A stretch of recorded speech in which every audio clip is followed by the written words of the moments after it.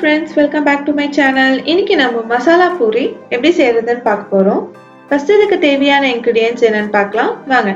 பாத்தீங்கன்னா நான் இன்னைக்கு பச்சை பட்டாணி எடுத்திருக்கேன். இதை ஒரு நைட் ஃபுல்லா ஊற வச்சு எடுத்துக்கோங்க. கருவேப்பிலை, கொத்தமல்லி, கொஞ்சம் புதினா, பூரி இது நம்ம வீட்லயே செஞ்ச பூரி தான். நம்ம சேனல்ல பானிபூரி எப்படி செய்யறதுன்னு சொல்லிட்டு நான் ஏற்கனவே அப்லோட் பண்ணியிருக்கேன். எண்ணெய், சோம்பு, இஞ்சி, பூண்டு, பச்சை மிளகாய், மிளகாய்த்தூள், கரம் மசாலா, உப்பு, வெங்காயம், தக்காளி, வெங்காயம் பொடியா நறுக்குனது, கேரட் திருகுனது. வாங்க இதை எப்படி செய்யலாம் பார்க்கலாம். ஒரு குக்கர்ல ஃபர்ஸ்ட் நம்ம பட்டாணியை வேக வச்சு எடுத்துக்கலாம். நான் இன்னைக்கு பச்சை பட்டாணி தான் எடுத்திருக்கேன். உங்களுக்கு வெள்ளை பட்டாணி வேணாலும் அதையும் யூஸ் பண்ணிக்கலாம்.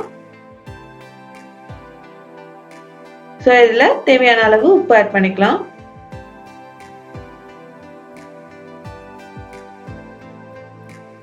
இதை நம்ம ஒரு 5 விசில் வச்சு எடுத்துக்க போறோம். ஸோ அதுக்குள்ள நம்ம மசாலா ரெடி பண்ணிடலாம். ஸோ கொஞ்சம் சோம்பு, இஞ்சி, பூண்டு, பச்சை மிளகாய், வெங்காயம், தக்காளி, கொஞ்சம் கொத்தமல்லி, இது எல்லாத்தையும் சேர்த்து நம்ம அரைச்சி எடுத்துக்க போறோம். பாருங்க இந்த மாதிரி நல்லா பேஸ்ட் அரைச்சி எடுத்துக்கோங்க. ஸோ ஒரு கடாய் எடுத்துக்கோங்க. 3 டேபிள் ஸ்பூன் எண்ணெய் விட்டுக்கோங்க.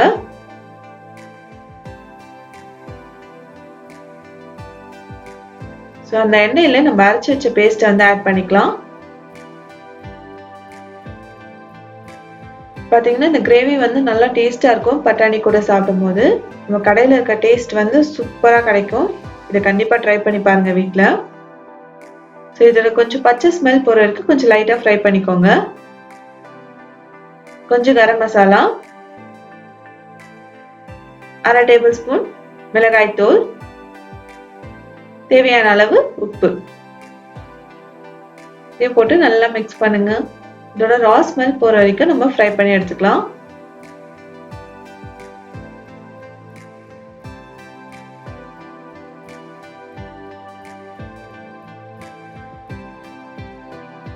பாருங்க எண்ணெய்லாம் நல்லா தெரிஞ்சு வந்திருக்கு.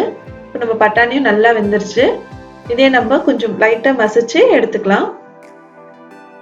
இதில் ஆட் பண்ணிடுங்க. ஆட் பண்ணி நல்லா மிக்ஸ் பண்ணுங்க.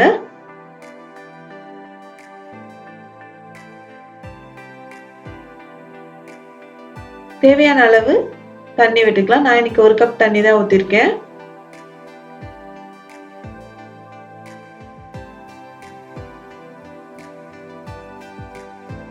கொஞ்சம் கருவேப்பிலை, கொத்தமல்லி, புதினாவை ஆட் பண்ணிக்கலாம்.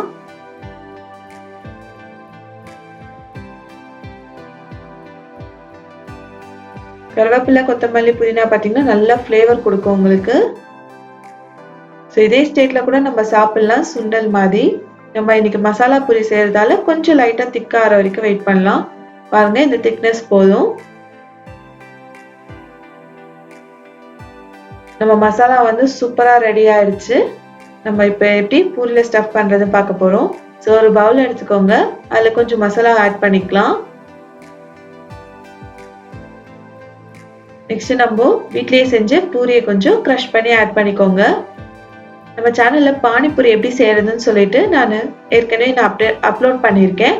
ஸோ அதோட லிங்க் கீழே டிஸ்கிரிப்ஷன்ல கொடுக்குறேன். அதையும் நீங்க செக் பண்ணிக்கலாம். இப்போ பூரி எல்லாம் நம்ம நசுக்கி போட்டாச்சு. மேல கொஞ்சம் சுண்டல் ஆட் பண்ணிக்கலாம்.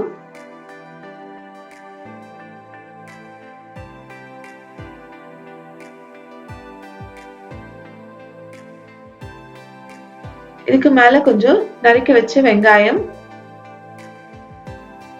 துருவி வச்ச கேரட்டையும் ஆட் பண்ணிக்கலாம்.